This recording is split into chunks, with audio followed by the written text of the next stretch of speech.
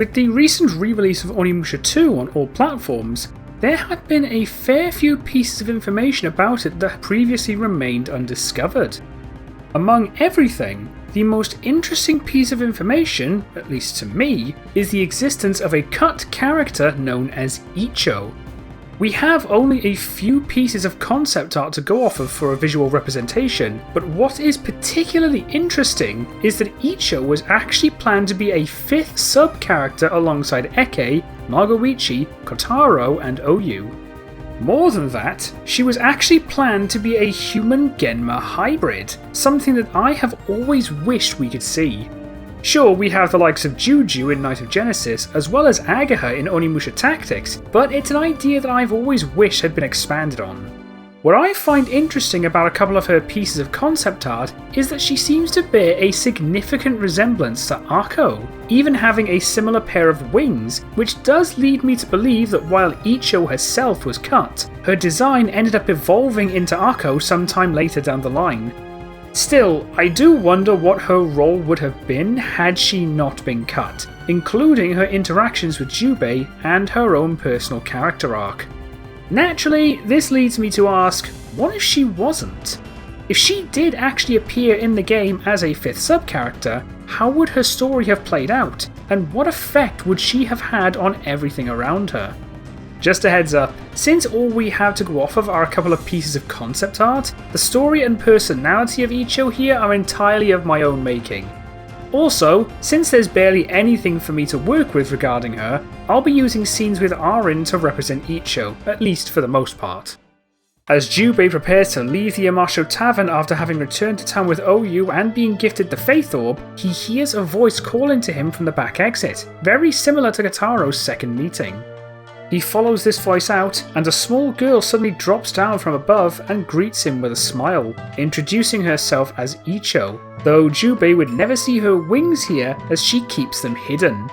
He asks her what she wants, and she tells him that she has intel on the Genma, warning him to beware of the woman that is asking to meet him in the marketplace. Jubei asks why, and Icho claims that this woman has a connection to Nobunaga, telling him to be ready to fight if he intends to meet with her. When asked how she knows this, Icho begins to get visibly uncomfortable and simply says that she can't say, though says that she'll stay here if he needs her in order to stay out of everyone's way. This would be where Icho would be found in game should the player wish to give her any gifts, leaning against the wall and tending to her bow. For the rest of Samurai's Destiny, we'll progress as if Icho has the highest friendship and, as a result, has her optional scenarios trigger over the other 4 characters. Once Jubei chases Jutudoma to the Yagyu village, he would be surrounded by a number of Genma, but before he is forced to fight them, they are suddenly skewered by a number of arrows flying in from above. However, after looking around, Jubei is unable to find the assailant, though he quickly decides that it doesn't matter and continues rushing to save his mother. After he leaves, Icho drops onto the roof of the shed, though as she looks in Jubei's direction, she turns to notice a Genma soul floating nearby, and an increasingly conflicted look grows on her face. Unlike the majority of the other characters, Icho does not appear near the lake to offer her condolences, and is not actually seen again until after Jubei's second battle with Ginkenfats. Jubei encounters her again at the nearby river, and with a jolly demeanour, she turns and greets him, but the two are suddenly ambushed by a group of Batabone that leap from the water. While Jubei is instantly on guard, Icho is quick to back away, though the Batabone seem to completely ignore her and attack Jubei exclusively, something that he actually notices. Regardless, he is quick to cut them down, and while he's glad that they're dealt with, Jubei openly questions why they seem to ignore her. Icho noticeably hesitates for a moment, but while clearly trying to maintain her jolly attitude, she reminds him that since he survived their attack on the Yagyu village, they likely zeroed in on him because he's their biggest target right now. Jubei doesn't buy it though, sensing something more, but she quickly says that it doesn't matter since he killed them anyway, preparing to walk off as she tells him she'll see him next time. She is very quickly stopped as Jubei calls to her, openly saying that he knows that there's something more and asking her to be more open with him. He also begins to consider the fact that he's never even seen her fight the Genma and begins to ponder the potential implications, but Icho suddenly turns back towards him and firmly asks him to stop. now visibly distraught at this line of questioning. After a moment of silence, she simply says that there are many things that she doesn't want to talk about, but assures him that regardless of what he may or may not know about her, she is not, nor will she ever be, a friend of Nobunaga. She then slowly turns back around and pleads with him to let that be enough before running off, Jubei now beginning to get legitimately concerned, both about her and for her. Throughout this whole time, Icho would remain fairly unique among the sub-characters in that she does not actually appear mid-game to help the player in combat, at least for now, which I suppose would potentially make an Icho run a bit more challenging in certain situations.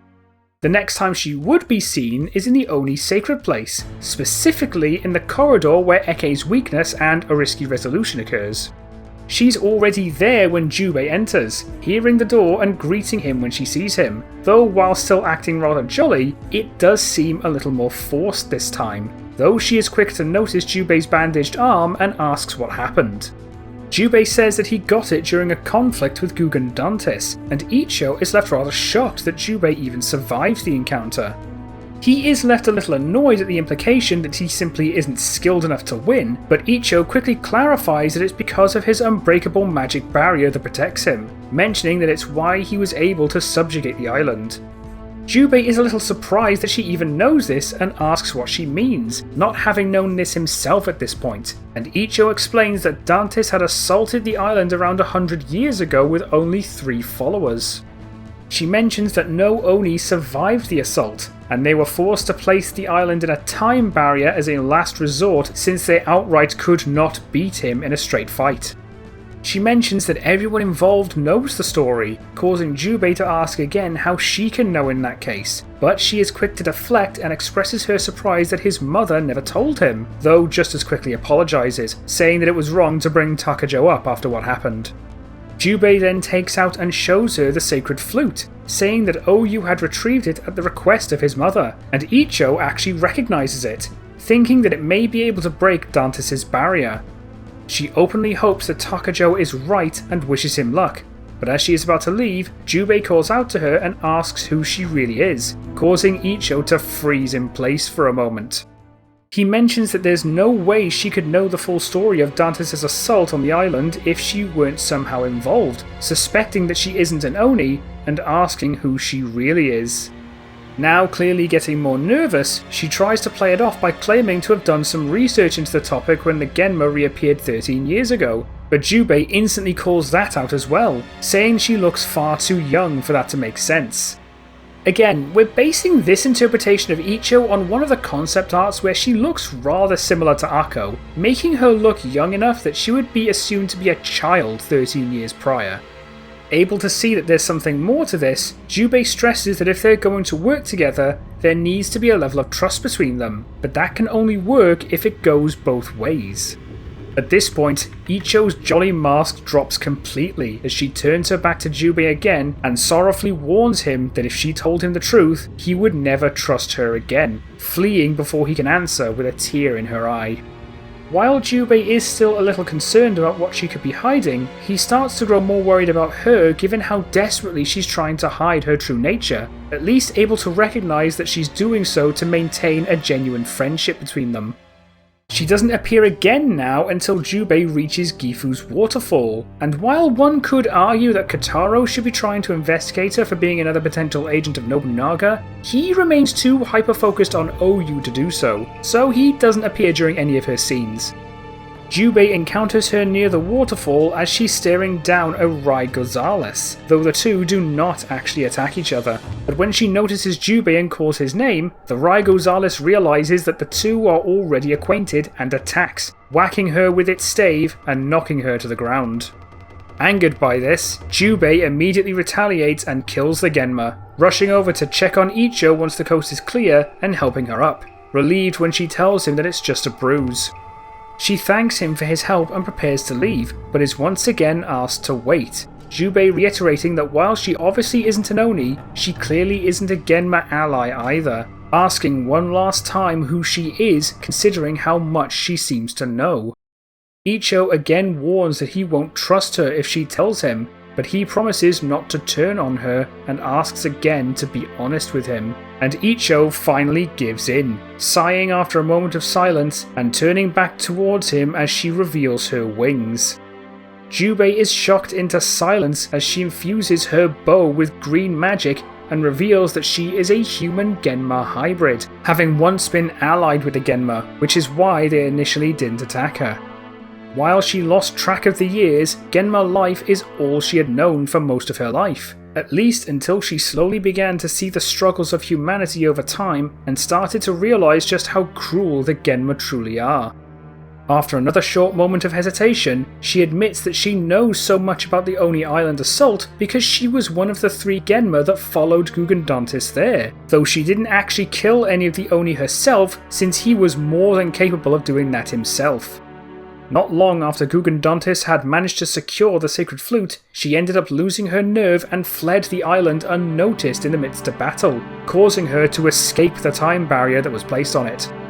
As a result, the Genma had assumed that she had either been trapped there with Dantis or simply died in battle, so none of them came looking for her. Having become disillusioned with the Genma by this point, she chose to quietly disappear during the Onin War, vowing never again to aid in their cruelty. After taking in what he had just been told, Jubei asks who her parents were, considering she's at least half human, but Icho admits to not knowing who her human father ever was, only that her mother was a Genma known as Vega Donna. Her existence as a hybrid had caused her to have an identity crisis after her escape, telling him that she just doesn't know who she is anymore since she had abandoned the Genma while knowing that she can't pretend to be human either. This is the main reason that she never openly defied the Genma, since while she despises what they do, it's the only real source of belonging that she's ever felt. Jubei is left in stunned silence at this knowledge, and Icho turns away from him and acknowledges how much he hates the Genma for what they did to the Yagyu, expressing understanding if he hates her too, but also hopes that he in turn understands why she didn't want to say anything. However, Jubei finally speaks up as she prepares to leave, saying that who she is can only be determined by her actions, not her blood, though he admits that he cannot deny that he does feel a small level of resentment due to her Genma heritage. Still, he is able to at least see that she is not responsible for the destruction of the Yagyu village, nor is she culpable for Nobunaga's actions, but tells her that who she is now will be decided by what she chooses to do next. While he does understand her apprehension, he stresses that if she truly does oppose what the Genma are doing, she can't afford to just sit on the sidelines and do nothing anymore, calling it just as bad as allying with the Genma since she knows what they're doing while doing absolutely nothing to stop them. As Icho is now the one stunned into silence, Jubei tells her that no decision worth making is ever an easy one, but she needs to prove to herself that she is strong enough to make it. As Icho takes a moment to think on this, she turns her head back to Jubei and silently nods, eventually spreading her wings and flying off.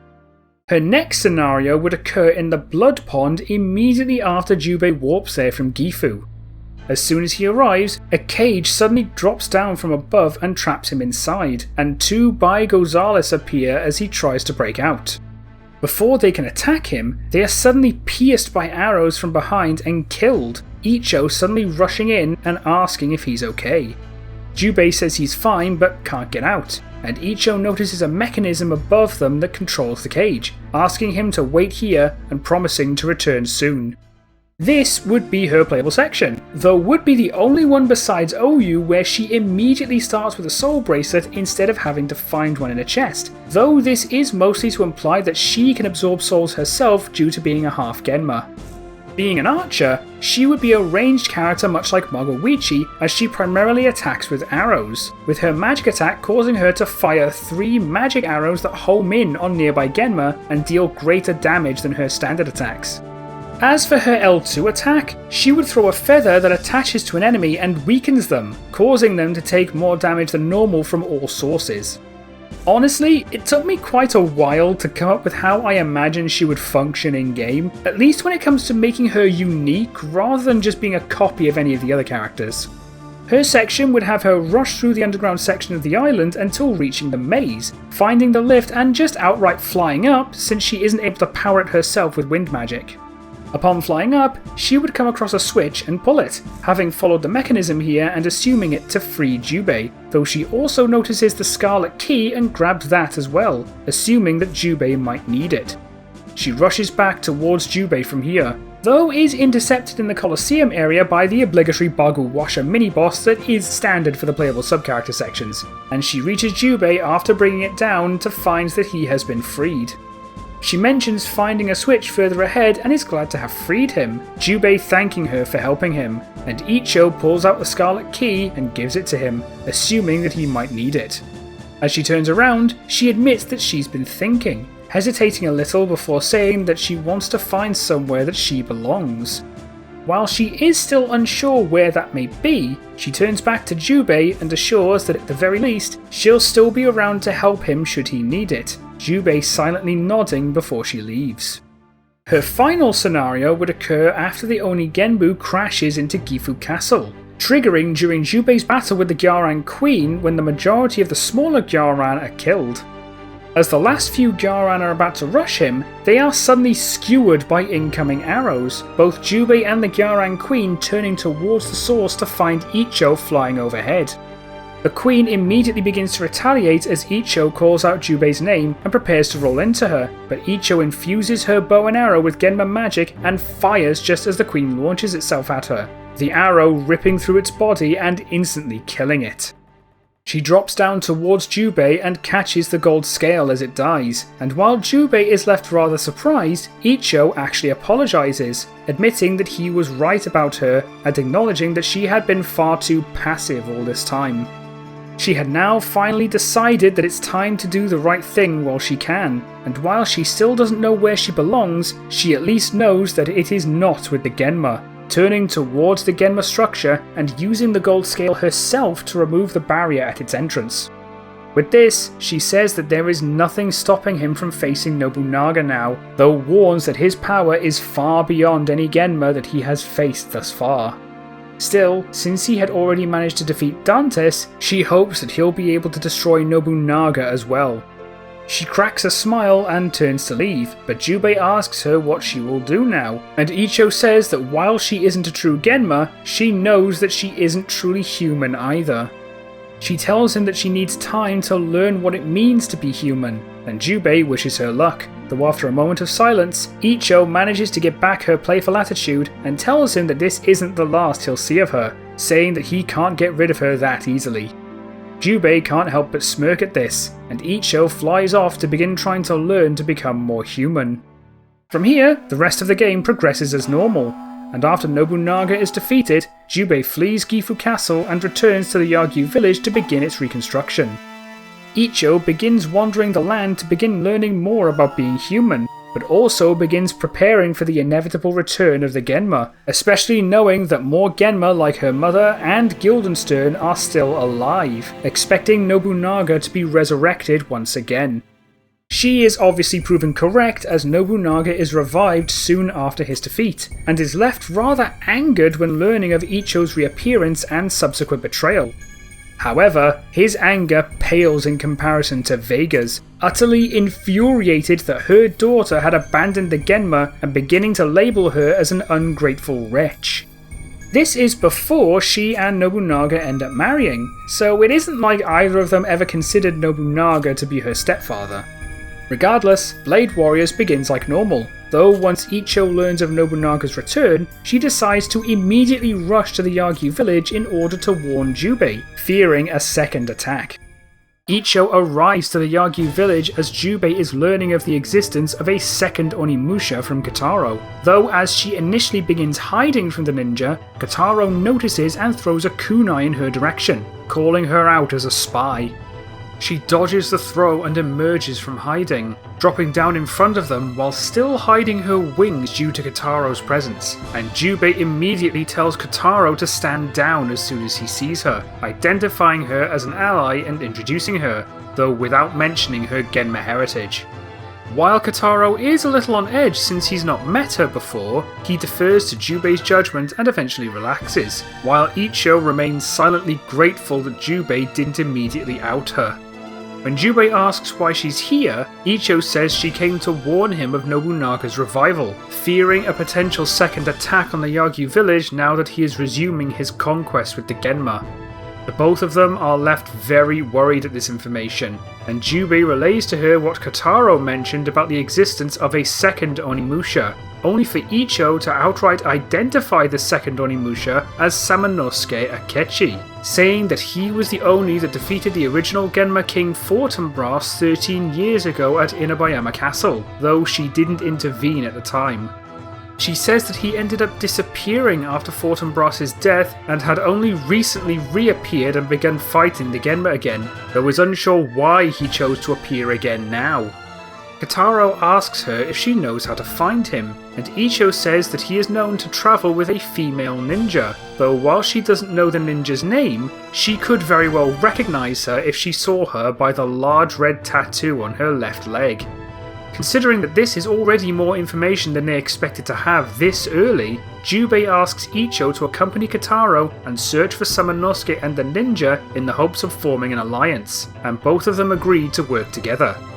At this point, Kotaro has already learnt the truth about his mother and made peace with Oyu, so his hatred for women is pretty much gone at this point, so he has no major issues with Icho considering Jubei already trusts her. The two begin their search and quickly find themselves fighting through the Genma along the way, causing Kotaro to see Icho's magic when using her bow. Kotaro is quick to ask her about it, and Icho admits to having some inherent magic prowess, but when he asks how that can be, Icho finds herself unable to answer, once again fearing the idea of someone turning on her upon learning her heritage. This silence ironically causes Kotaro to grow more suspicious with her, but Icho notices and tells him that Jubei already trusts her, asking for that to be enough, at least for now. While a little annoyed by the lack of transparency, Kotaro decides to drop it for now, at least once noticing that the topic is clearly beginning to bother her. Much like canon, the two find Kaede in the bamboo forest, with Kaede noticing Kotaro hiding and calling him out like normal. Though once she gets a little aggressive, Icho rushes in to try and defuse the situation, outright telling her that they are here on behalf of Jubei Yagyu in the hopes of meeting Samanosuke. Kaede only becomes more on edge upon hearing this and asks how they know about him, and Icho says that she witnessed what he and Kaede did at Inabayama 13 years ago, revealing that she and Kotaro had also fought the Genma alongside Jubei. The Genma attack before they can continue their conversation, and the three of them work together to defeat them, though Kaede also notices Icho's magic and asks about it once the Genma are beaten. She once again doesn't answer the question and starts becoming very clearly distraught as more and more people are now questioning her, something that Kaede notices as she decides to drop the topic as well. After a moment, Icho suddenly snaps back upon noticing the silence and turns back to Kaede, asking if she wants to meet Jubei in order to decide for herself whether or not to get Samanosuke involved, and Kaede eventually agrees after another moment of silence, asking for him to meet her in the foggy forest. The two agree and Kaede rushes off, and Kotaro turns back and asks Icho if she's okay. Remembering Jubei's words about trust working both ways, Icho eventually decides to admit to Kotaro that she is a half-Genma that had defected over 100 years ago, revealing her wings to him. This instantly shocks Kotaro as he instinctively places his hand on his weapon, but Icho swears that she is an enemy to the Genma, including her Genma mother. Kotaro asks if Jubei knows, and she confirms, saying that she told him not long before he defeated Nobunaga at Gifu, though he chose to reserve his judgment for her actions rather than her blood. Swearing that day to stop remaining idle and instead actively begin fighting the Genma, Icho expresses a hope to one day confront and stop her mother, calling her Genma blood the source of over a century of shame. Kotaro is left unsure how to respond, but after a moment of silence, she suddenly turns back around with a smile and apologises for bringing down the mood. Still shocked, Kotaro suddenly asks if Icho is really that old, but Icho playfully scolds him, telling him that he should never ask a woman's age, though she can't help but laugh a little bit as Kotaro begins to stutter. She admits that it's just a joke, and that she knows that she looks no older than him, but her face becomes a bit more serious as she says that she has spent all that time trying to find a place that she felt that she belonged. While she is a half-Genma, she knows that she can never go back to them, but while she wanted to live like a human, she knows she isn't really one either. She admits that Jubei was the first person to actually accept her despite her heritage, and swears that she will someday repay him for it. After hesitating, Kotaro asks who her parents even were, but Icho admits to only knowing her Genma mother, identifying her as Vega Donna and planning to confront her one day since she knows that she will not have the same change of heart. Kotaro can't help but find himself moved by Icho's conviction, but she suddenly snaps back and says that they should probably go back and report what happened to Jubei, the two soon rushing back to meet with him. The meeting in the foggy forest goes pretty much the same, with Kotaro being the only person to bring Jubei there while Icho is off doing some scouting work in the meantime, though she is the one to report the attack on Odani Castle after rushing back following the successful meeting. Jubei asks them both to go and help Oyu instead of just Kotaro, and while the latter initially protests for the same reason as Kanon, they both agree and rush off to Omi province. Considering she never met Oyu, Icho doesn't initially catch on to what Kotaro was saying, but Kotaro explains the bond that she and Jubei had shared, something that surprises Icho quite a bit, though Kotaro almost shamefully admits that he used to hate her, accusing her of deception due to being a woman. This only shocks Icho even more as she asks why he hates women, but Kotaro corrects her and says that he doesn't anymore, explaining his initial belief that his mother had abandoned him, causing him to believe that all women were much the same. This belief shattered upon learning that the Fuma clan had instead murdered her when she attempted to escape the clan with him out of fear of him becoming a ninja and dying in battle. Since learning the truth, he has since made amends with Oyu, and Icho guesses that had this belief not been proven wrong, he would never have agreed to work with her or Kaede, something that Kotaro regretfully confirms, the both of them glad that that isn't the case anymore. The two of them arrive at the same time to help Oyu, the latter not recognizing Icho, but Icho introduces herself as a friend of Jubei that came to help, something that causes Oyu to regain her hope a little earlier than normal due to mentioning his name. When Genma appear and attack, Oyu asks them both to get her children out, but Icho actually opts to get the children out on her own, asking Kotaro to help Oyu against the Genma. While Oyu questions this, Icho gives Kotaro a knowing look, and while she had kept her wings hidden once again once they arrived, he is quick to catch on when she says that she can get the children to safety significantly faster. Now having greater trust in her following their heart-to-heart, Kotaro tells Oyu that she's right, assuring that Icho is their best chance at saving the children. Seeing that Kotaro fully trusts her now, she genuinely thanks him and rushes off, Oyu asking Kotaro exactly who she is. But while he almost tells her everything, he simply decides to call Icho someone that they can trust, knowing that Icho still feels a great deal of shame for her blood. While the two fight off the Genma, Icho unveils her wings when she's out of sight and flies up to rescue the children, managing to rescue them faster than Kotaro does in canon. With how fast she is able to rescue them, she is able to return to Oyu and Kotaro before they part ways, promising that the children are safe and telling Oyu where they are. The grateful Oyu thanks her, but before she leaves, Kotaro asks her to meet him at Gifu's waterfall later, something that Oyu agrees to before leaving. Icho wonders why Kotaro asked for a meeting, but he says that he's going to send Jubei to meet her instead, thinking that they should at least have the chance to meet again.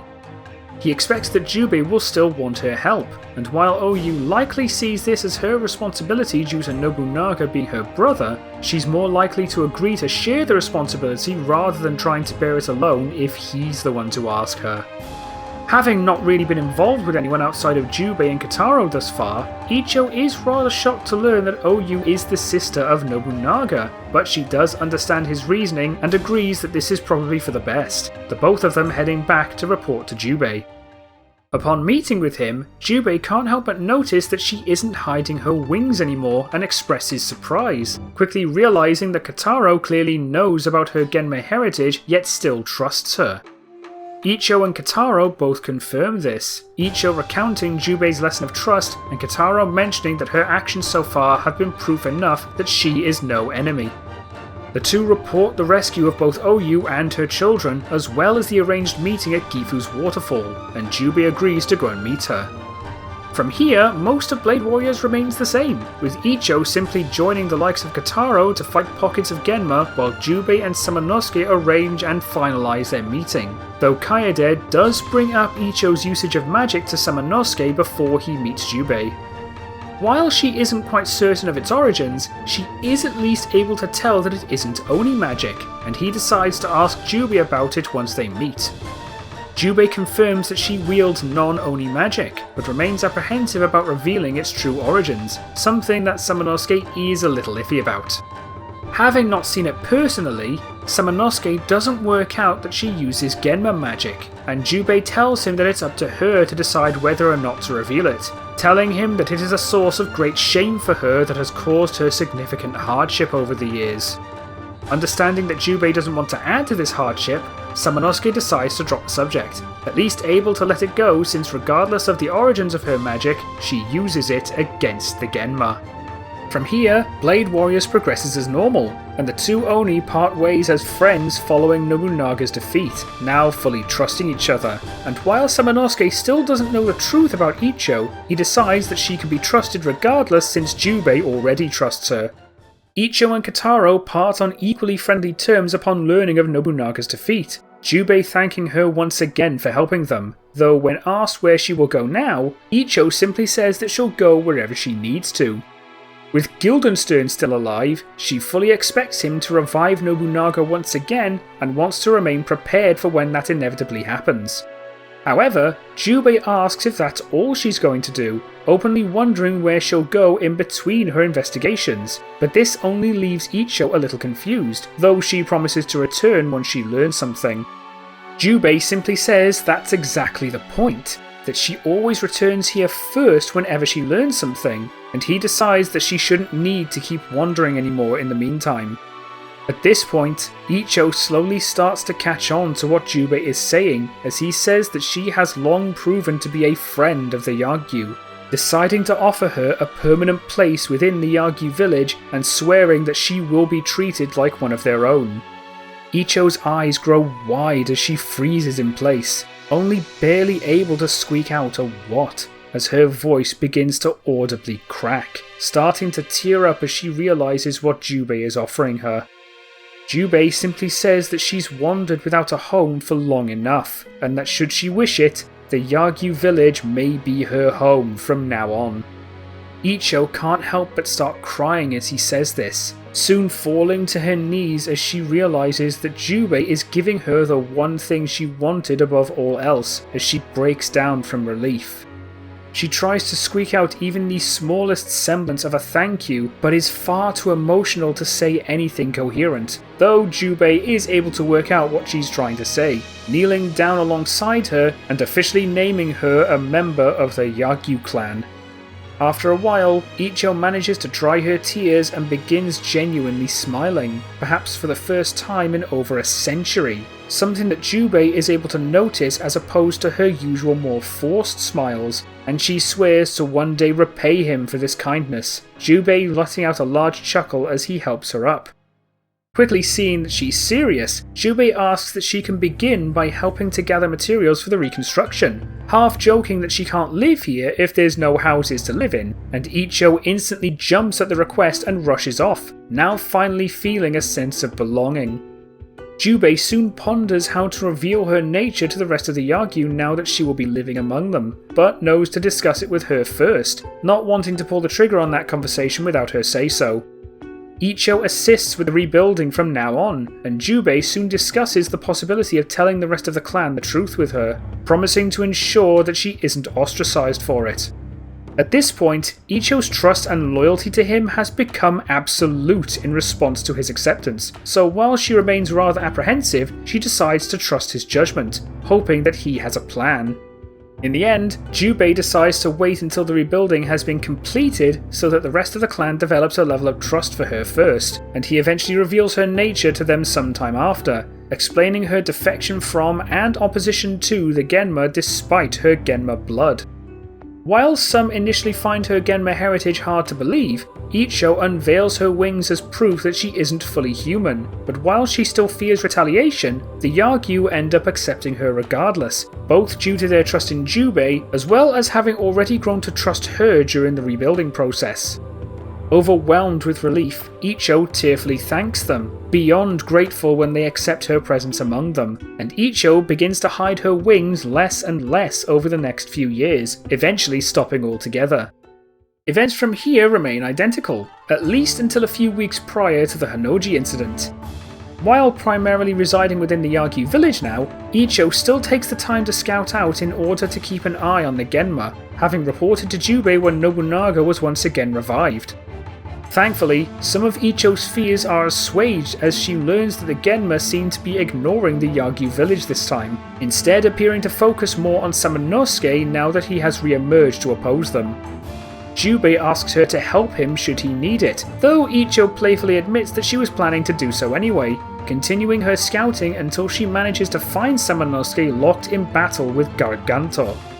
As she arrives, she catches a glimpse of Hideyoshi aiming a rifle at Samanosuke, also noticing Kaede rushing in as she notices the same thing, and Icho decides to act, charging a magic arrow and firing it at Hideyoshi. As Kaede jumps in the way of the rifle, the arrow barrels in from above and rips through Hideyoshi's skull, killing him instantly just before he is able to pull the trigger. As a result, Kaede survives this time, and all three of them look up to find that Icho had assassinated Hideyoshi, and while she remains rather fearful of Garganto considering his reputation among the Genma, she begins firing on him as well. While Garganto is rather easily able to defend against this onslaught, Samanosuke decides to take advantage and attack before he can retaliate against her, Kaede now turning her attention to the Genma warrior and lobbing a number of kunai at him while Icho continues firing. The constant pressure from all three of them at once leaves him unable to retaliate, and he is soon forced to flee, giving the three of them the chance to breathe. While the two thank her for intervening, they can't help but be a little on edge upon seeing her wings, especially once Samanosuke is able to recognize that her magic is of Genma origin. Kaede identifies her as Icho to him, and Samanosuke asks why she's here, Icho telling them that she's been scouting Genma movements for Jubei since the last defeat of Nobunaga. Kaede notes that she doesn't remember her having wings when they last met, but Icho admits to hiding them in order to avoid jeopardizing their alliance, knowing that the truth of her would breed mistrust. Now, she is willing to reveal herself following her acceptance into the Yagyu clan, finally telling them that she is a half-Genma that defected over a century ago, now fighting the Genma on behalf of the Yagyu clan. Samanosuke begins to understand why Jubei refused to tell him everything about her, and Icho admits that he has known for the past 9 years, having told the clan the truth after the reconstruction of the Yagyu village was complete. While Samanosuke can't help but wrestle slightly with the fact that she is a half-Genma, he turns back to see Hideyoshi's corpse with the rifle lying next to it, quickly realizing that had Icho not intervened, Kaede would have died trying to save him. This is enough for him to gain a level of trust for Icho, thanking her for aiding them, with Kaede soon doing the same as she admits to knowing that she would have died had Icho not appeared. She asks Icho what she had learned after scouting, but Icho admits to not learning as much as she had hoped, mostly knowing little outside of movements that the two likely already know of since news of her defection is already widely known among the Genma now. What she has learned is that Vega Donna is taking a more active role this time, meaning that the two may meet again as a result. Samanosuke and Kaede ask why she is significant, having never actually met her before, and Icho reveals Vega to be the Genma queen as well as the current wife of Nobunaga. The two grow concerned about this information, but Icho soon drops her head a little and admits that Vega is also her mother. Shocked by this knowledge, they briefly wonder whether that means Nobunaga is her father, but that idea is quickly scrapped when they remember that she is at least over 100 years old. Icho turns back and tells them that she needs to warn Jubei just to be safe, though openly plans to get more involved now, wanting to stop Vega herself out of a sense of responsibility and admitting that they may see her again soon as a result. Icho wishes them luck as she prepares to fly off and report to Jubei, but Samanosuke asks her to stop for a moment, telling her of Mitsuhide's incoming rebellion and asking if she would be willing to aid it. It doesn't take long for Icho to agree, openly looking forward to the death of both Nobunaga and the Genma, and she flies back to the Yagyu village to report what happened to Jubei, the latter relieved to know that Icho's appearance prevented Kaede's death. Hearing of Hideyoshi's death pleases him as well, wishing to have killed him before, but glad that Hideyoshi won't be a problem anymore. Icho tells him of Vega's involvement, Jubei remembering her identify Vega as her mother, and she tells him that she needs to leave the village for now in order to join the fight, saying that stopping her mother is her responsibility. Jubei understands how she feels and wishes her luck, though reminds her that her place in the Yagyu village will still be here when she returns, and Icho can't help but jokingly remind him that he can't get rid of her that easily as she flies off. In the meantime, after having survived an encounter with Garganto, Kaede is deemed worthy by the Oni and she is granted an Oni gauntlet, though doesn't receive an Oni weapon since she already possesses the sacred knife. She and Samanosuke soon assault the Genma tank, them using the same route as in canon, though their teamwork allows them to kill the two Genma bodyguards before Garganto reveals himself, with Kaede outmaneuvering one of them to get the kill, while Samanosuke just outskills the other. Once he emerges from his pod, Garganto challenges Samanosuke to single combat, and while the majority of the fight goes the same, he can't help but notice Kaede having snuck onto his pod while he holds Samanosuke against the pillar. Samanosuke kicks him and jumps back towards her, but as he is about to throw his sword, an arrow suddenly flies into his back, him turning to find an arriving Icho having tracked the Genma tank. Both left in shock and forced to keep his focus on Samanosuke as the latter attempts to cut down the pod, Icho takes the opportunity to fire another magic arrow, Garganto yelling in pain as it pierces through his knee. The pod falls onto the Genma tank's brain and the three of them rush to escape, Icho grabbing Kaede and flying down with her since she's a bit lighter to carry, while Samanosuke softens his own fall with Shippu.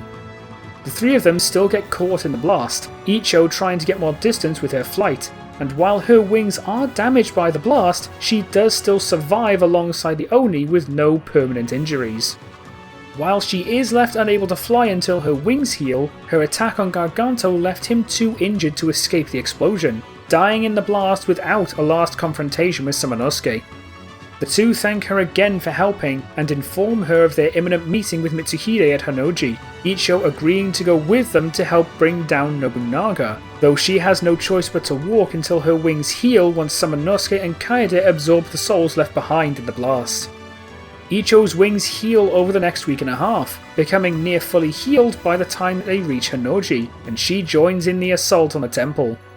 While Samanosuke and Kaede rush into the temple, Icho remains outside to provide cover for the Akechi soldiers, knowing full well that Nobunaga is far beyond her. Like canon, Ranmaru is insta-killed the moment he tries to fight Samanosuke, but with Kaede present to help him, she is able to use her speed to keep Nobunaga under enough pressure to prevent Samanosuke from being overwhelmed. Regardless, the two Oni are caught in a time fold and sent to the future, leaving both Nobunaga and Icho behind, and the both of them save Jacques and Philippe from the Zorn before watching them get taken by another time fold. Much like Samanosuke, Kaede loses her sacred knife in a time fold, and while she is the one to pick up the phone, Samanosuke is the one to call attention to Guildenstern atop the Arc de Triomphe. Upon finding the Oni orb beneath the brazier, Samanosuke is the one to grab Tenso before they are both intercepted by Michelle, with Kaede trying and failing to calm the situation due to the language barrier. Like normal, Michelle rushes off when she hears her men dying in the Ark and the Oni give chase, though Kaede's speed allows her to reach it in time to kill the Zagat before it knocks her out, Samanosuke arriving to kill the second one that appears. While shocked, Michelle is left clearly grateful, no longer feeling threatened by the two, and Kaede attempts to mime for her to stay behind while they climb the structure. Able to understand, Michelle gives Kaede the key and begins working to lay her men to rest while they climb the Ark to confront Guildenstern. While he's able to recognise them both, the scene plays out the same regardless, leading to him fleeing after he summons Brainstern, though the two are able to handily defeat it as Samanosuke attracts its attention while Kaede jumps up from behind to damage its guns before driving her knife into its exposed brain. In the past, Jacques gains his gauntlet and meets Akko like normal, though as he moves through the mountain, he finds Samanosuke already fighting Genma before Kaede drops from the roof, having killed a zombie archer. The three kill a couple more zombie warriors as they appear, but a few others are skewered by arrows from above, Icho dropping down with her bow drawn. Once the Genma are beaten, Jacques gets aggressive with Samanosuke like normal, though both Kaede and Icho attempt to defuse the situation before Akko flies over and explains who they are. Akko does hesitate a little when getting to Icho, the Oni clan now entirely aware of her at this point, but after 9 years of meeting people who accept her, Icho has become far less bothered about revealing herself, immediately telling him that she is a half-Genma. Jacques is instantly put on edge considering how little he knows about the Genma in general, but everyone else assures him that she can be trusted, telling him that she defected over a century ago. With everyone standing by her, Jacques calms down a bit and explains his own situation, with Kaede being a little quicker to believe him than Samanosuke since he is clearly an Oni, and Icho is quick to suggest Guildenstern as the culprit, mentioning that he had always made a habit of subverting the laws of nature. Jacques asks who that is, and Akko explains much like she normally does in Sakai, though Icho says that his reputation goes all the way back to the dawn of humanity, having made a career out of his abominable experiments. Regardless, they all agree to work together from here on and head towards the Enja monument. The group split up, with Kaede heading back down the mountain and Icho scouting from above, and Jacques soon finds the bronze mirror and gains Enja, Icho flying down to meet him after noticing the monument beginning to lower itself. They head back down to meet with Kaede just as she finds the key, her sacred knife having managed to kill the bearer that block it, and they all meet with Samanosuke and open the gate to reach Enryaku Temple. Ranmaru confronts them all like normal, though while he introduces himself and calls Jacques a barbarian, he decides to try and sow discord by zeroing in on Icho, calling her out for betraying the Genma. Icho is left unfazed, however, telling him that she will never allow herself to sink to the Genma's depths, but Ranmaru is quick to remind her of her own blood, saying that their depths are hers as well. Icho still remains defiant, telling him that her blood doesn't define her and asserting that she's more human than Genma, something that she expresses genuine pride in, and a frustrated Ranmaru calls Marcellus and flees, warning of Nobunaga's knowledge of Mitsuhide's incoming rebellion. Icho immediately decides to chase him down and asks Kaede to help since they are faster than Samanosuke and Jacques, and Samanosuke agrees that this is the best choice, staying with Jacques to deal with Marcellus. Given his experience not just as an Oni, but with Marcellus specifically, Samanosuke naturally does most of the heavy lifting, but Jacques does soon find his own rhythm as well, and Marcellus is brought down rather quickly. While he's not as tired as Canon, he still proclaims his unwillingness to die before seeing Henri again, and Akko heads to the future to check on him like normal, leaving the two Oni to rest while they await the return of Kaede and Icho. Jacques asks Samanosuke who Icho really is, and he tells the Westerner that he didn't meet her himself until fairly recently, though concedes that she saved Kaede's life in the process. He explains that she first surfaced when Jubei Yagyu fought Nobunaga 9 years ago, though was initially too scared to reveal her true nature to anyone, fearing ostracization due to her Genma blood, as well as retaliation from the Genma themselves due to her defection. While she initially defied them in secret, she eventually revealed herself to Jubei, aiding him in the open and revealing her heritage, though he decided to accept her regardless, believing that her actions mattered more than her blood. From that point on, she defied the Genma openly and became fiercely loyal to Jubei after he gave her a place to call home in the Yagyu village, now finally feeling like she belongs somewhere after over 100 years. This story leaves Jacques rather shocked, and while he still isn't sure how to feel about Icho's Genma heritage, he decides to trust Samanosuke's judgment. Like every scenario before, the future segment here goes the same, at least without Michelle pointing her gun at Samanosuke and Kaede, since they already had a non-confrontational encounter after they saved her from the Zagat. Akko appears and allows them to talk, they help Michelle save her men in the sewers, and she takes them to Jacques' house to meet Henri once his phone begins ringing in Kaede's hand. Akko soon returns to the past to report Henri and Michelle's safety, and Kaede and Icho return to the temple before Jacques has the chance to suggest that they leave, reporting their successful assassination of Ranmaru, them being far too fast for him to escape and too weak to defend against both of them. With a jolly expression, Icho says that the two make a great team, Kaede smiling and nodding, and Akko says she's glad that they managed to stop him. Icho only chuckles at this and asks if Akko thought they'd really let him get away, and the two share a laugh before everyone prepares to leave. Like normal, they are stopped by the sound of beeping from the watches within the Torreya crate, and when Samanosuke identifies the stamp, they all agree to head to Sakai in order to investigate. While she has no issue showing her wings to the three of them, she still acknowledges that showing them to the general public would cause a bit of a panic. So while the three arrive at Sakai and split up, Icho instead approaches from overhead to scout from above, keeping herself out of sight from the residents. With Samanosuke at the docks and Kaede checking the back roads, this section goes as normal until the Genma launch their attack, with arrows flying down as Jacques is about to fight back, Icho dropping in as they begin fighting towards the blacksmith. They meet up with Kaede on the way and Jacques tells them what he overheard, and he gets his hands on Reizen before they reach the docks and find Guildenstern's time-lab journal, presenting it to Samanosuke once he arrives. Having already explained who Guildenstern is to Jacques, Kaede instead asks Icho if she knows anything about Guildenstern's plan, but Icho says no, telling them that there were no plans related to time travel before she separated from the Genma during the Onigashima assault, and believing this to be a more recent plot. While Jacques is still not 100% certain about Icho, he continues to trust Samanosuke and Kaede's judgments and doesn't say anything, instead suggesting that they check the western ship. Since Icho is sticking with them now, Icho hides her wings once they reach the ship to avoid causing a panic, and once Jacques notices his bike, Samanosuke is challenged by an approaching Heihachi, though everybody else decides to join once the ship starts moving. Naturally, a 4-on-1 battle is far too much for the spearman, and he decides to call off the fight, suggesting that they test each other another time before leaving, but having already started moving, they are left unable to reach the ship in time. While Icho is able to fly there, she reminds them that she won't be able to carry all three of them with her, though this still leads to Jacques sending Akko to get his bike key from Henri and ramping it to the ship.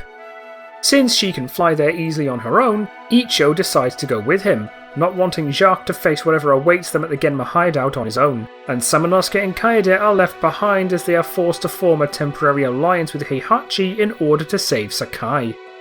Things on the ship go as normal, though Icho is able to recognise a little faster that the ship is on autopilot, still being fairly familiar with Genma technology, and she remains with Jacques below deck as the ship begins submerging and Akko returns to the future. As they wait, Jacques takes the moment to speak with Icho, asking her why she chose to abandon the Genma, and she recalls the battle at Onigashima as she watched Gugen Dantes cut down every Oni that stood before him. It was then that she began to realise that something about it all just didn't feel right, and she started to think back on the Genma's history, remembering that both humanity and the Oni were never the aggressors, only ever fighting to defend themselves. She recalls seeing glimpses of humans throughout her life and began to question why they were deserving of slavery and extinction, only to snap back as she saw Dantes continuing the fight, noticing one of the Oni desperately scrambling to use the sacred flute before he killed them. At this point, she realised that she wanted no part in this anymore and fled the island, barely escaping the time barrier placed on it as a result and going into hiding in order to learn more about humanity on her own terms. While the Genma assumed that she had either died in battle or was caught in the time barrier, she spent the next century watching humans from afar, seeing both good and bad from them and realising that they were not the mindless animals that Guildenstern had always claimed them to be.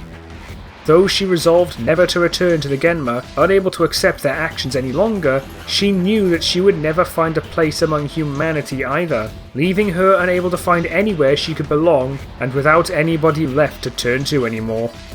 It wasn't until she met Jubei that she finally revealed herself to someone, though he chose to only judge her by her actions rather than her blood, warning her that sitting back and doing nothing is just as bad as aiding the Genma, since she remains one of the few people actually capable of standing up to them.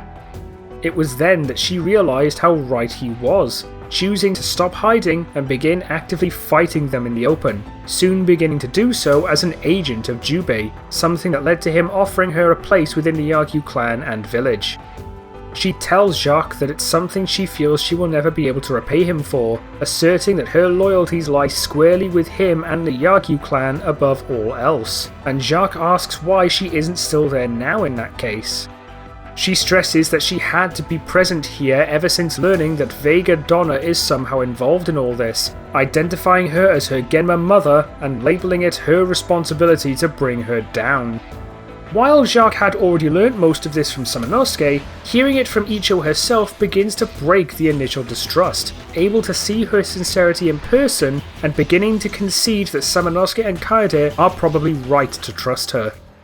The Notre Dame segment goes mostly the same, though Kaede is the one to gain the air orb and obtain the air shuriken Kaze, and once Guildenstern escapes through the space folder, Samanosuke asks her to return to Jacques' house to keep Michelle and Henri safe in case Guildenstern tries anything. As a result, the future section of the temple goes identical to canon, including the appearance of Genma Ranmaru, while the past does have some small changes. Once Jacques and Icho arrive and Akko reaches them, Jacques works out that the past and the future are beginning to link together, and Icho questions exactly why that's such a danger. Jacques tells her that it means any change in the past will change the future in real time, no matter how small, and asks Icho how much damage she thinks the future could suffer if someone with foreknowledge is given just a single day to make any changes.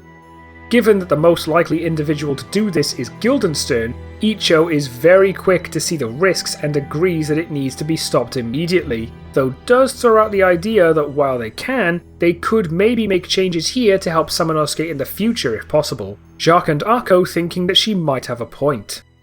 As events in the temple progress, instead of Jacques using the fireflies to grapple himself over, Icho just flies over and grabs the Oni ring for him, giving it to Jacques in order for him to obtain Haiyosai just to make things a little easier, something that only further helps Jacques move past his initial distrust of her.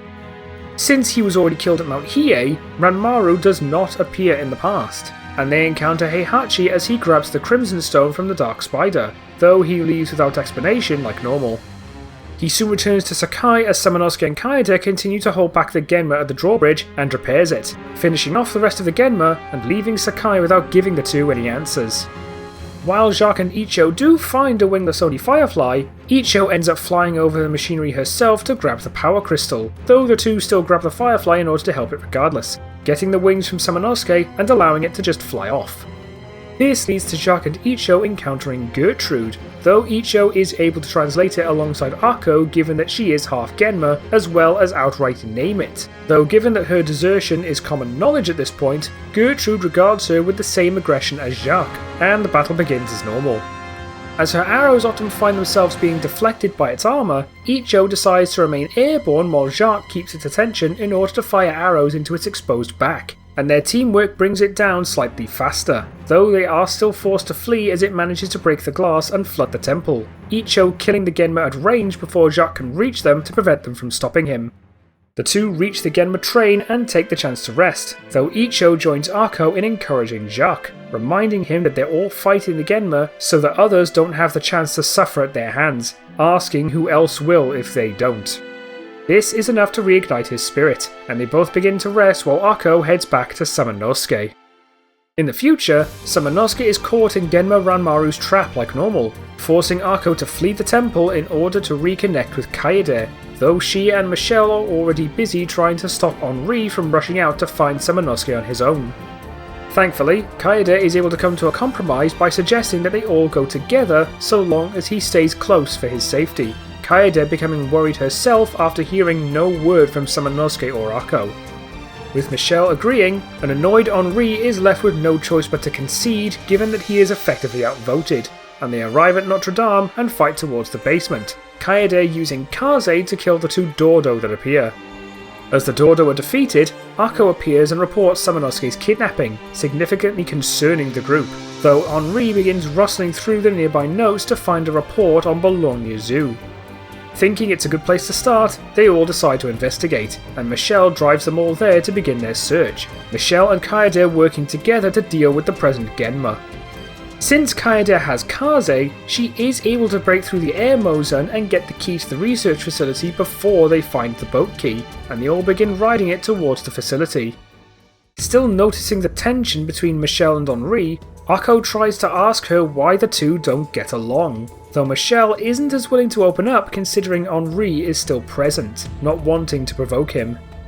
After Michelle continues to hesitate to the question, an annoyed Henri just blurts out that he doesn't want another mother, shocking both Kaede and Akko, though they both decide not to push it since it's obviously a touchy subject.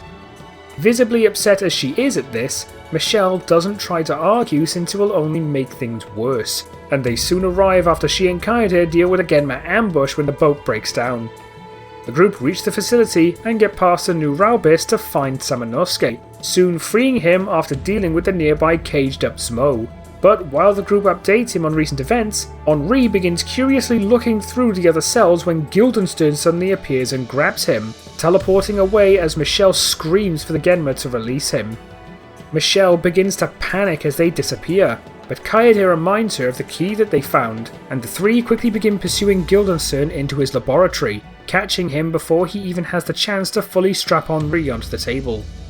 While Guildenstern expresses his annoyance at their interruption, an enraged Michelle immediately draws her gun and begins firing at him, though the bullets alone aren't enough to deal any notable damage despite a fair few hitting their target. Regardless, Guildenstern is furious at this outburst and immediately raises the table before attempting to retaliate against her, but Samanosuke and Kaede step in to stop him, forcing the angered scientist to instantly raise the two nearby Nerophobora to even the odds.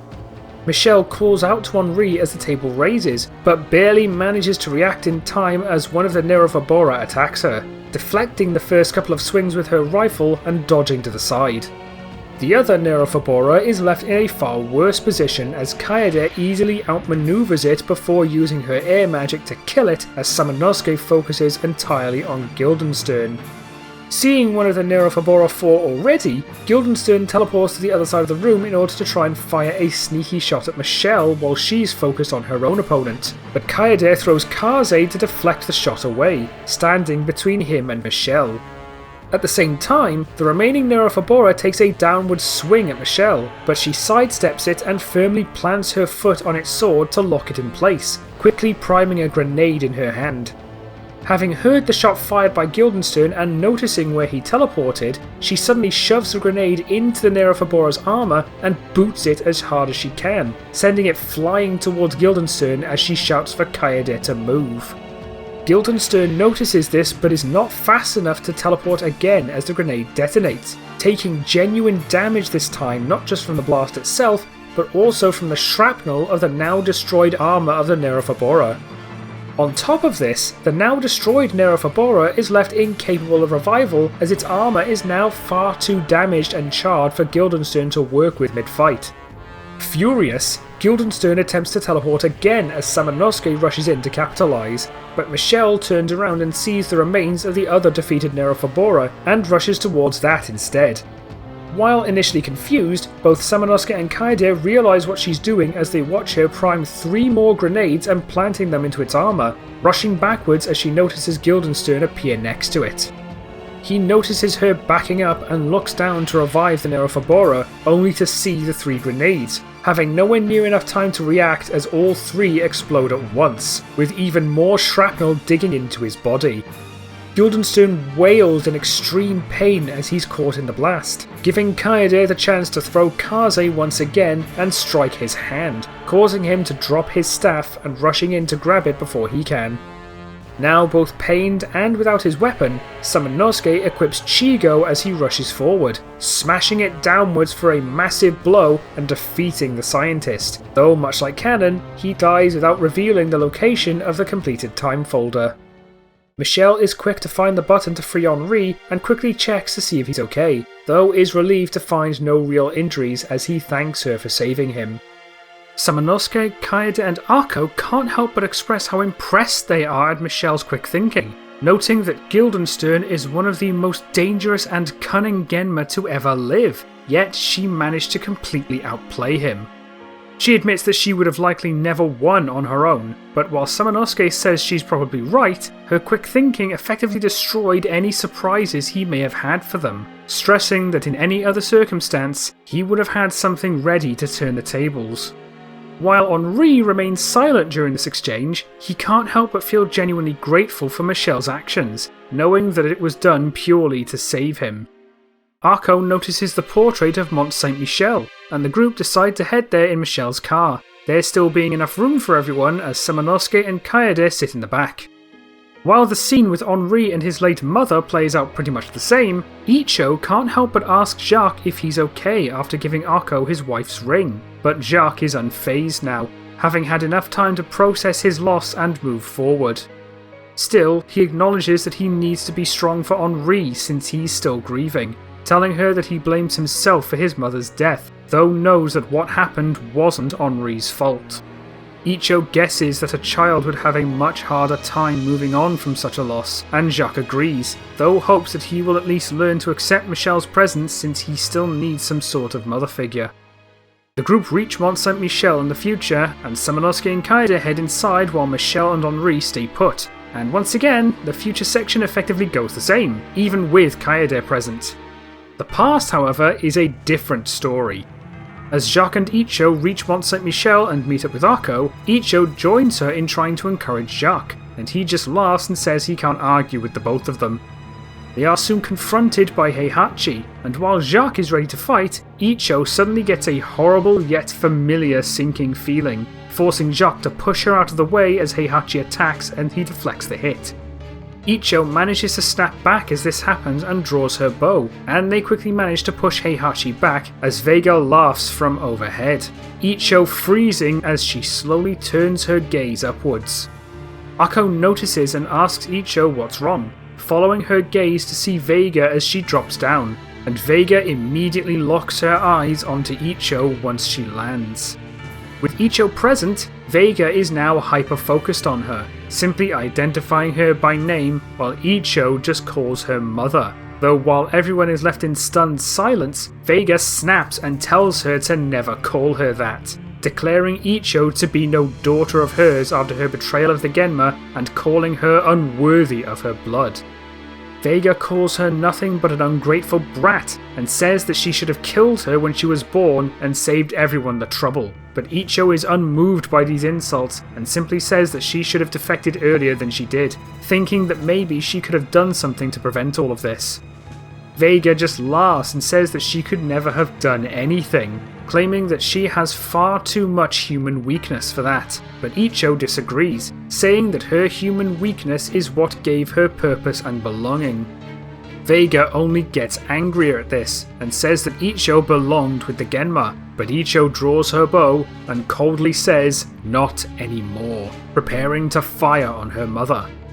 While Vega wants to retaliate there and then, she remembers the presence of Jacques and orders Heihachi to attack instead, but after having been clearly moved by Icho's resolve, Heihachi stands down and walks off, though still gives the same reasoning.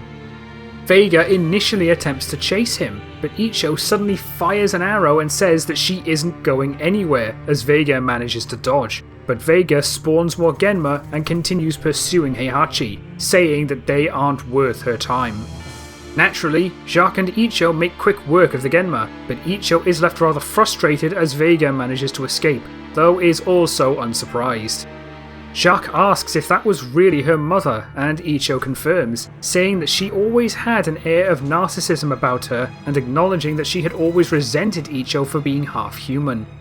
Still feeling a level of regret for her past inaction, Icho expresses a wish to have seen the Genma's evil earlier than she did, suggesting that perhaps she would have been able to do something had she defected before the Onin War began.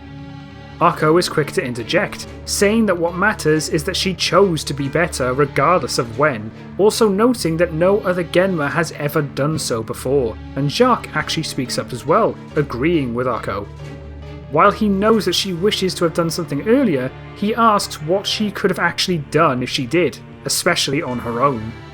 Icho finds herself unable to answer, still struggling to fight her guilt while knowing that they're right, and Akko says that while it might not feel like it, she rebelled at the perfect time, her actions proving vital in helping Jubei defeat Nobunaga, not to mention single-handedly saving Kaede's life from Garganto and Hideyoshi.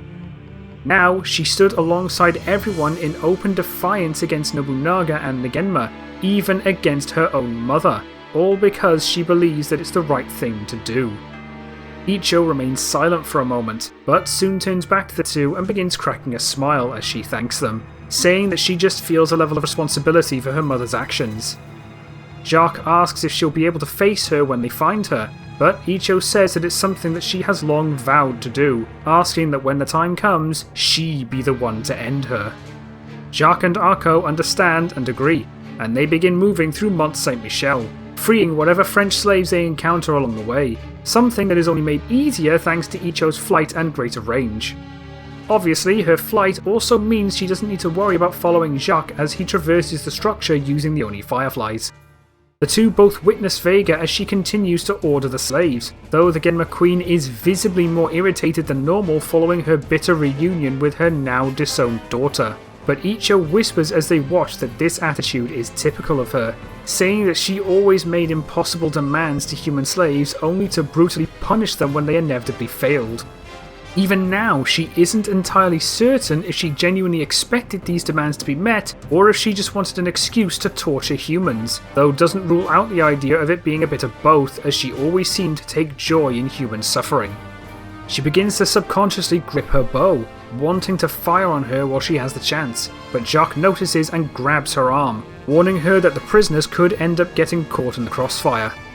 Not wanting to hurt them, Icho agrees and stands down, and they both wait for Vega to leave before herding them out, dealing with the Genma that appear in response. From here, the past section goes as normal, with them getting the key from Heihachi to free the slaves, both of them getting caught in the gas trap after opening the monastery, and Henri managing to help Jacques disarm the trap before they suffocate. In the future, after Ranmaru detonates the device within the monastery and forces the group to flee, Kaede manages to rush ahead as Gertrude awakens, using Kaze's magic to intercept it before it can charge into Michelle and knock her unconscious.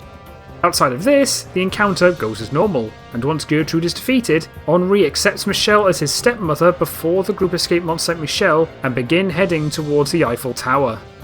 As Akko gets back to the past, she finds Jacques trying to resuscitate Icho, and she soon wakes up hacking and coughing, Jacques and Akko giving her time to catch her breath and eventually regain her composure. Icho asks what happened, and Jacques tells her of Henri giving him directions to disarm the trap, Akko confirming as Icho gives them both an utterly baffled look. While she initially questions how that's even possible since there's over 400 years between them, she quickly decides that it doesn't really matter considering it saved their lives, asking Jack to remind her to thank him if she gets the chance. After Jacques gives a slightly prideful smirk, the two get back up and head towards Vega, encountering her as Azuchi Castle is about to be launched. While Jacques grips it with his Oni whip, Icho rushes towards her mother as she flies into the castle itself, beginning a short scuffle between the two. Unfortunately, Vega's speed and agility prove enough to dodge Icho's shots, and she lands a powerful blow to one of Icho's wings, sending her flying over the edge as the castle gains altitude. Jacques takes the chance to change his whip into Ryzan and shoots out the other end to grab her, pulling her in as Vega activates the castle's cannon to destroy Mont Saint-Michel. Thinking that Icho had fallen back to ground level, she cackles maniacally as she announces that this will finally purify her bloodline, Jacques and Icho being pulled within the castle on the retracting leg. While inside, Icho uses her magic to act like a light while Jacques tries to tend to her now damaged wing, and they eventually get some rest until morning as they are suddenly awoken and begin falling towards Lake Biwa. While not properly healed, Icho tries to use her wings to grab Jacques and at least somewhat soften their fall, and the two manage to land without losing consciousness. They decide to find shelter while Ako finds Samanosuke and Kaede, and she returns to them with Heihachi. The rest of the scene playing out as normal as they make plans to find the Oni army orb while sending Heihachi back to Azuchi Castle to have an ally on the inside. While able to sustain limited flight, Icho remains unable to achieve full flight for now as her wing is still rather damaged, only able to hover a few feet above the ground for a limited time, though she attempts to do this a number of times to try and build back the strength in her wing. Throughout this, Icho primarily focuses on the bazaar flying overhead while Samanosuke, Kaede and Jacques deal with the Genma on the ground, and she ends up getting trapped within the Oni mansion with Jacques. Since she can at least still lift herself off the ground, following Jacques across the gap or over the underground wall is still within her means, and they quickly find the Oni army orb as Samanosuke and Kaede arrive, the group heading off to begin their assault on Azuchi Castle. Once they reach Azuchi, Kaede is chosen to control the Oni army since the others are more fit for a large-scale upfront battle, and the other three rush forward to begin the attack, Icho staying behind Samanosuke and Jacques while firing magic arrows into any zombie warriors she sees. Unsurprisingly, they reach the castle faster than usual and help Heihachi kill the Genma that surround him, the spearmen expressing surprise at how fast they broke through the Genma's forces. Once told that Kaede is controlling the Oni army, Heihachi tells of Nobunaga at the top of the castle, but Icho instantly stops, having that same sinking feeling in her stomach and simply saying, "She's here." Knowing exactly who she's talking about, they all prepare themselves for an incoming confrontation with Vega Donna. Since Ranmaru was killed at Mount Hiei, Heihachi joins them instead of being led away, helping them against Marcellus when he tries to ambush them. Obviously, a 4v1 battle proves far too much for the convert to handle, and he is rather quickly defeated, with Kaede soon reaching the group just before they reach Vega after having finished off the last of the Genma with the Oni army. They all confront Vega together, and while she finds herself a little scared at the odds, she is left enraged at the sight of Icho, saying that she should have died at Mont Saint-Michel. She does quickly take notice of Heihachi and mockingly notes her lack of surprise, saying that traitors always stand with other traitors, but she turns back to Icho and asks her if she feels any shame knowing that she turned her back on her own mother. Still unaffected by Vega's taunting, Icho steps forward and says that her only shame is that she didn't do so earlier, though she expresses pride to have done so while she still could. Enraged at her continued defiance, Vega asks how she could think like that after Vega had not only given her life, but had taken her in and gave her purpose. She calls her an ungrateful wretch, saying that no child of hers would forsake what she had given her, telling her that she could have become the princess of the Genma, but Icho simply says that she never wanted to be their princess, retorting that she had spent far too long with that purpose being all she knew. Since then, she has found a far greater purpose, finding genuine belonging as a result, and now there was only one final task for her: to kill her mother and finally redeem her blood. Vega just laughs at this and asks if she really thinks she can, reminding her that she had failed during their last encounter, but Icho says no, she can't, slowly walking backwards towards her allies and saying, "But we can."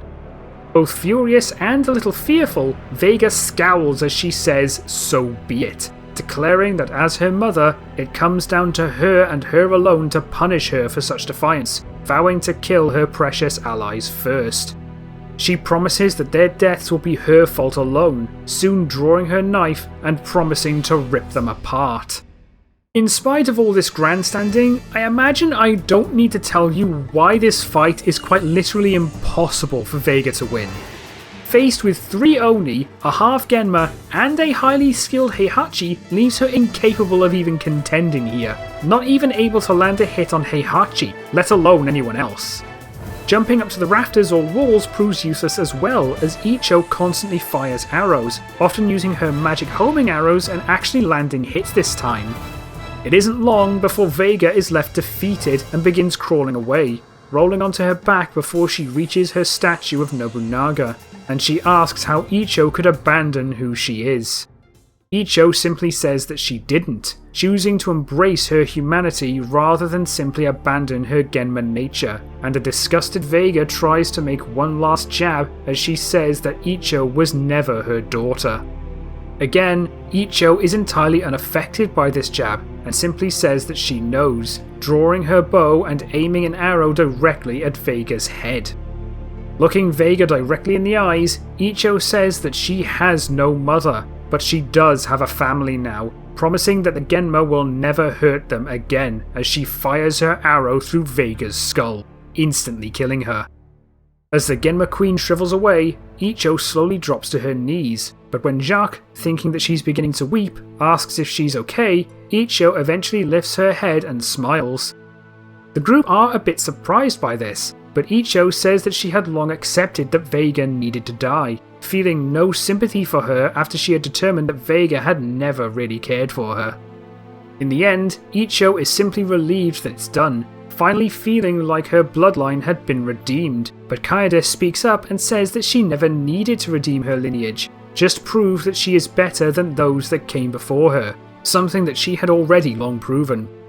Icho says that while that may be true, she still felt that stopping her mother was her responsibility, but Samanosuke tells her that either way, she had done the right thing, and now all that is left is to stop Nobunaga, Icho nodding in agreement.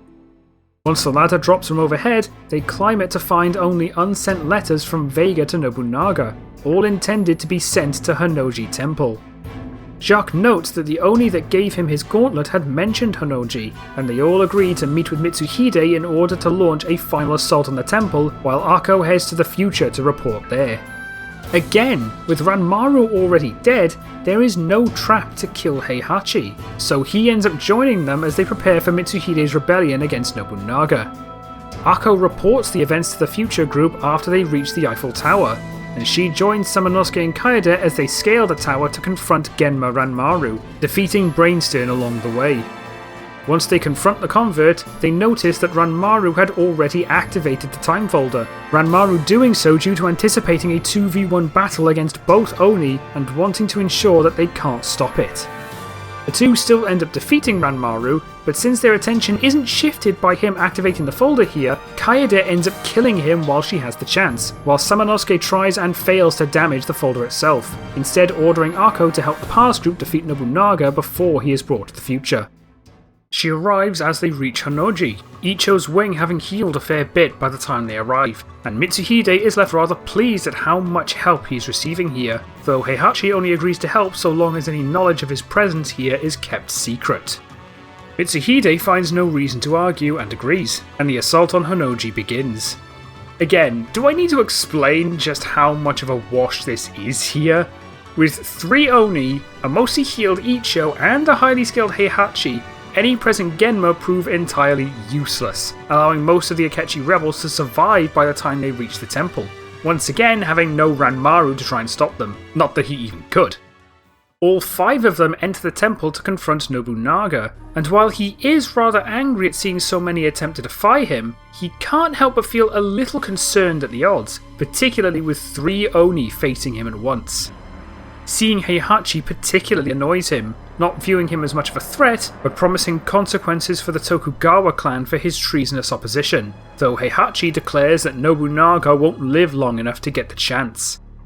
Unfazed, Nobunaga turns his attention to Icho and identifies her as the bastard child of Vega Donna, though Icho denounces Vega and rather mockingly calls him stepfather. This immediately angers Nobunaga, who attempts to shoot a fireball at her, asserting that she is unworthy to be considered his kin, but everyone avoids the attack and attempts to retaliate. Samanosuke is the first to rush in, but while Nobunaga initially prepares to swordlock with him, he is forced to back off due to Kaede's speed and Icho's ranged attacks, with Heihachi even lunging in as well. Jacques switches between close and long range thanks to his adaptable weapons, and while Nobunaga initially tries to focus on Icho, he is under far too much constant pressure to be able to single her out for long enough. He tries to switch his focus to Samanosuke and Jacques after seeing them as the biggest threat, but again he is just not able to find a chance to land a decisive blow with everyone piling on him at the same time. He does eventually manage to land a blow onto Heihachi after parrying a spear thrust, but once Icho starts exclusively using homing arrows alongside Kaede's speedy attacks, he is neither able to capitalize nor escape as he is forced to just defend against their constant pressure. Jacques and Samanosuke cooperatively rush in to add to that pressure, and they soon manage to break through Nobunaga's defences and overwhelm him, defeating the warlord after landing a decisive blow of their own. They manage to wake up Heihachi after Nobunaga drops, the spearmen realising not only that they won, but that everyone had survived the encounter, and they all bid farewell to Jacques once the Fault of Time begin reasserting themselves to take him home. Nobunaga still wakes back up like cannon and incapacitates Samanosuke, causing Kaede to instantly attempt to rush at him, only for Nobunaga to parry her attack and knock her back. While he wants to help, Heihachi is still injured from the last attack, and Samanosuke tells Icho to get him out of here while they have a chance. Knowing that now is not the time to argue, Icho instantly grabs Heihachi and tries to rush out, something that Nobunaga notices, but before he can chase them down, Kaede gets back up and lunges at him again, forcing him to defend and retaliate. Able to parry her attack again, Nobunaga causes her to stagger back as he follows up, thrusting his sword forward and impaling her, something that Jacques sees as the time fold disappears. Like cannon, Jacques gets back to his own time and reunites with his family, and while we also have future Kaede this time, the scene still plays out the same as they say their goodbyes, Samanosuke and Kaede being sent back to the past. With Genma Ranmaru having already been killed by Kaede atop the Eiffel Tower, there's nobody left to kill Henri, so Jacques ends up keeping his gauntlet. They reach Honoji Temple like cannon, though almost immediately hear Icho calling to them as soon as they arrive, turning to find her carrying an injured Heihachi down the temple steps. While both are shocked to see these future incarnations, Icho tells them what happened, wanting to help finish Nobunaga off, but the two tell her to get Heihachi to safety instead. Icho and Heihachi can't help but voice their concerns, but Samanosuke and Kaede swear that they will end Nobunaga's madness here, and the two concede and leave the temple, wishing the two luck. The two enter the temple just as Nobunaga kills past Samanosuke, about to chase down Icho and Heihachi as he turns to see these future versions of Samanosuke and Kaede, shocking Nobunaga into inaction. As they both see the corpses of their past selves, they both absorb their respective gauntlets and become Onimushas, attacking and initially overpowering Nobunaga before he is forced to transform into his Genma form. While he is able to contend with the Onimushas now, the speed of Onimusha Kaede combined with Onimusha Samanosuke's strength allows them to disarm him significantly faster, allowing Samanosuke to obtain the Genma Samonji and soon bringing Nobunaga down. With the warlord finally defeated, Samanosuke and Kaede decide to both seal him at the same time, each absorbing half of his soul into their gauntlets in order to make it more difficult for him to be resurrected. They escape the crumbling temple and meet with Icho and Heihachi, reporting Nobunaga's ultimate demise and helping to tend to Heihachi's wounds. Icho asks what they will do now that Nobunaga is sealed away, and they both agree that they will seal their gauntlets to ensure nobody is able to revive him again, something that relieves Icho and Heihachi. Once he's able to get back on his feet, Heihachi prepares to head back to the Tokugawa clan, the others promising never to speak of his involvement in Nobunaga's downfall, while also asking that he doesn't tell anybody that they survived, planning to change their identities in order to fake their deaths. Heihachi understands and agrees, bidding them all farewell and heading back towards Mikawa province. Once Heihachi is gone, Ako asks Icho what she will do now that the Genma are defeated, and with a smile, Icho says that she'll return home, giggling a little as she admits that it still feels weird to say that, though is glad to know that she has one now. She then says that she'll need to report what happened to Jubei, thinking that he'll be rather happy to hear of Nobunaga's death, though also admits to needing to figure out what to do next now that she had finally managed to stop her mother.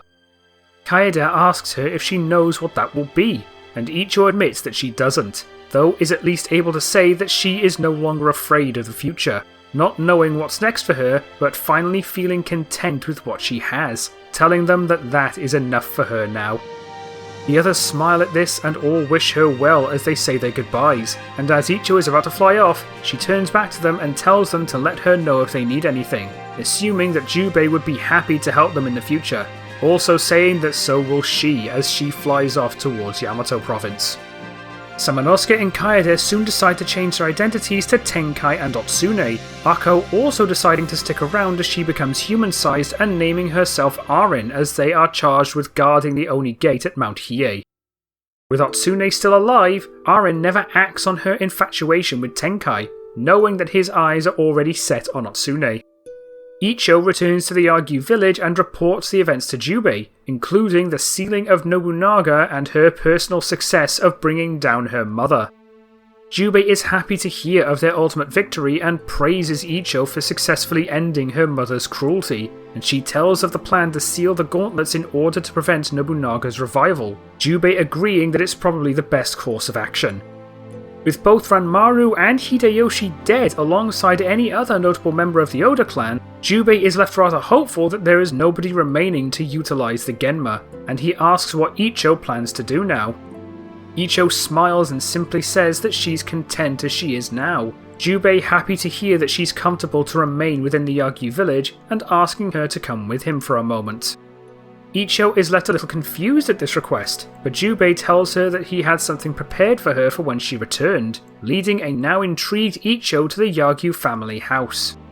Once they get there, Jubei picks up a set of clothing and presents it to her, it turning out to be a custom-made set of Yagyu garbs, saying that she had already proved to be a trusted member of the Yagyu clan and wanting her to actually feel like she was one of them. This ends up completely stun-locking Icho as she looks down on it, beginning to tear up at this gesture, and Jubei tells her that the Yagyu village is as much her home as it is the rest of the clan, hoping that this will help her feel like it. Icho slowly reaches out and grips the garb as she thanks him, eventually wiping away her tears and asking him for a moment, Jubei smiling and walking out to give her some privacy. After she spends some time staring at the garb, she eventually changes into it before walking out, now wearing an outfit rather similar to what we see Akane wearing, playfully asking with a smirk how she looks. Jubei can't help but chuckle a little and says that it suits her well, and Icho giggles a little as well before taking a moment to comprehend what she has now, a wider smile beginning to grow on her face than she had ever had before. She says that she had spent over a century with nowhere to go, now able to say that she's finally home, Jubei smiling and welcoming her home. In the meantime, while Tenkai and Otsune both seal their gauntlets at Mount Hiei, they soon decide that it's a better idea to separate them in order to make stealing both of them harder. Otsune remembers Icho's offer for future aid and suggests asking her and Jubei to help watch over one of the gauntlets, Tenkai and Arin agreeing that it's worth a shot, and Tenkai and Otsune decide to visit the Yagyu village to meet with them.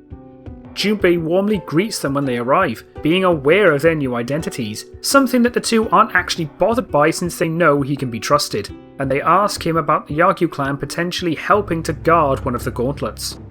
They explain their reasoning, wanting to keep them separate to make it harder to revive Nobunaga in case one does end up getting stolen in the future, and Jubei agrees, also wanting to take every precaution necessary to ensure Nobunaga never returns. Tenkai telepathically contacts Arin and asks her to bring them Otsune's gauntlet, and Arin soon warps there with it, everyone deciding to store it within the hidden spring. She works with Tenkai and Otsune to create an Oni barrier as an additional layer of protection, though they ensure that it only extends to the entrance of the cave instead of the entire village, not wanting to accidentally force Icho from the village since she is a half-Genma. Icho ends up not really having a problem with this since it doesn't inhibit her ability to live within the village, and thinks that if someone can reach it to steal the gauntlet, then they would likely have a much bigger problem than her not being able to go in herself. Tenkai, Otsune and Arin thank the Yagyu and return to Mount Hiei, happy that they've made it practically impossible for Nobunaga to be fully revived. As for Heihachi, his involvement in Mitsuhide's rebellion is never learnt by Ieyasu or the rest of his clan, and with no Hideyoshi to rise to power, Ieyasu takes the chance to begin his own conquest of the country. With there being no Battle of Yamazaki, Mitsuhide is not assassinated for his rebellion, and he actually decides to have the Akechi clan submit to the Tokugawa clan since Ieyasu chooses to avoid using the Genma. While happy to see them submit without a fight, Ieyasu remains highly distrustful of Mitsuhide for the aforementioned rebellion and ensures that the Akechi clan is made entirely subservient to his own clan, keeping them under constant watch in case of another rebellion. In the end, however, no attempt at a rebellion ever occurs. Hideyoshi's death also means that there is no Battle of Shizugatake, meaning that both Oichi and Katsui survive as well. And while it also means that Ohatsu never begins fighting off the Genma herself in the future, she and her elder sister Cha-Cha can't help but have vague memories and dreams of a winged angel rescuing them from a monstrous inferno. In the end, the only individual left to try and utilise the Genma is Mitsunari Ishida, but with no allies left to help him, he is eventually discovered researching ways to resurrect them by Heihachi, leading to Ieyasu executing him for treason. With Mitsunari dead, there is nobody left to free the Triumvirate from the underworld, meaning they remain sealed alongside Fortinbras and the Omen Star for the foreseeable future. With the Genma threat gone, Tenkai and Natsume eventually settle down together and marry, having a son named Yukihide and raising him at Mount Hiei during his early childhood. Icho begins helping to train the next generation of Yagyu, and her jolly nature helps her get along well with the young Muninori, causing him to mellow out a little over time. As he adapts to her skills during their training sessions, Muninori actually manages to avoid the accident that would have cost him his eye, barely dodging the attack from his father that would have changed him. As a result, he doesn't turn on the Yagyu as he gets older, and he earns the Jubei name after being named the strongest of his generation in 1584, winning the Battle of Succession. A few years later, Tenkai and Natsume pay the village another visit alongside their son, meeting with the now named Sekishusai and asking if they would help train Yukihide. Sekishusai sees no issue with this and agrees, welcoming Yukihide into the village and beginning his training alongside the rest of the younger generation. As a result, Yukihide becomes acquainted with Akane, being only about a year older than her at this point, and the two soon begin to develop a competitive yet friendly rivalry as they push each other to be their best. Tenkai and Natsume pay frequent visits to the village to check on his progress, sometimes doing so alongside Arin since Yukihide sees her like an aunt, and knowing that they are friends of his father, Muninori begins helping to train him.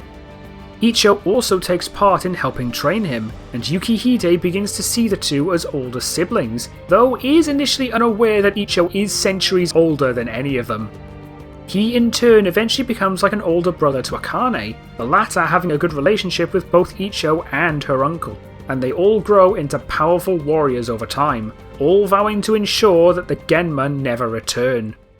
Due to her extended lifespan, Icho ends up outliving all of them, continuing to watch over the Yagyu village while Arin continues watching over the Oni Gate at Mount Hiei.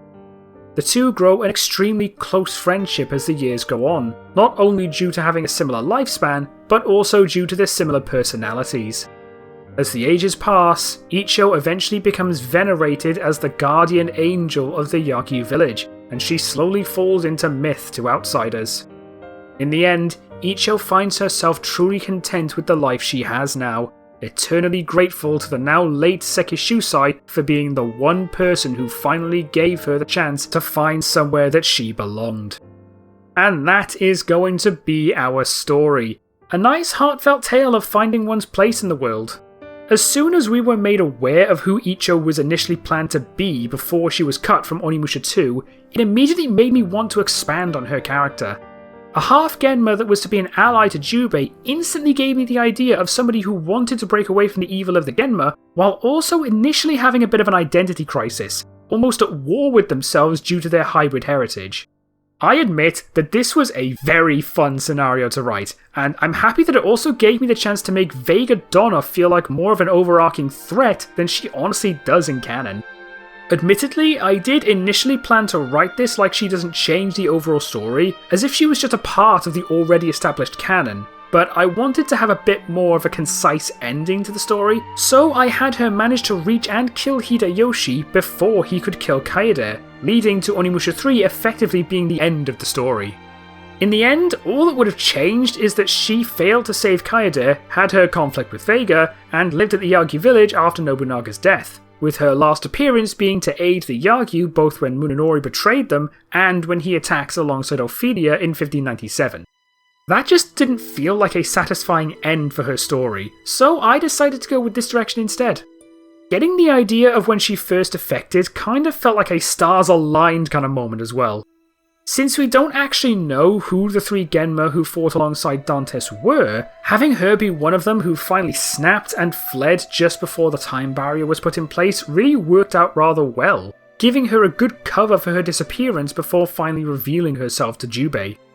Something else I'm glad I could finally do was give Michelle a genuinely badass moment by having her contribute in the fight against Guildenstern. We all know full well that she would never stand a chance against him in a straight fight, so it all came down to doing something more cunning to catch him off guard while he focused on Samanosuke and Kaede. Having her effectively use the Nero Fabora as custom bombs felt like a good way to actually contribute, especially when she notices how much he tries to revive them when defeated. Seriously, he prioritizes that at all times during his actual boss fight, and Michelle is definitely smart enough to notice and take advantage. Obviously, she wouldn't be the one to actually kill him, but it would serve as a good way to damage him and give the Oni the opening they need to finish him off. In the end, I am very happy with how this scenario came out, and I hope you guys enjoyed it as well, but I'll stop rambling and let you all go. Thanks for watching everyone, and if you are a fan of Onimusha based content like this, be sure to like and subscribe so that you don't miss any more. I would very much appreciate it. But until next time, take care of yourselves. Danish out.